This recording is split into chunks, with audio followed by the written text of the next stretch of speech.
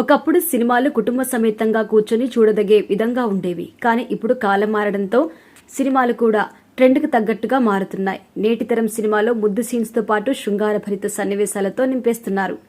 దీంతో థియేటర్స్కి వచ్చే ఫ్యామిలీ ఆడియన్స్ సంఖ్య తగ్గిపోతూ ఉంటుంది.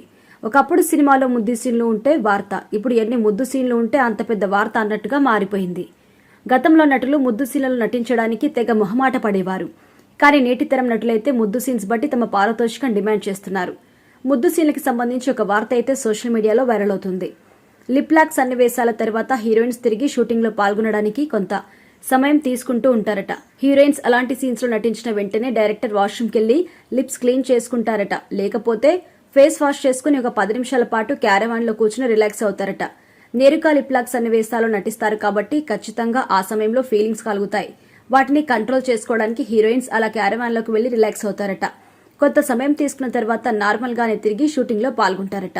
ప్రస్తుతం ఈ వార్త సోషల్ మీడియాలో వైరల్ అవుతోంది.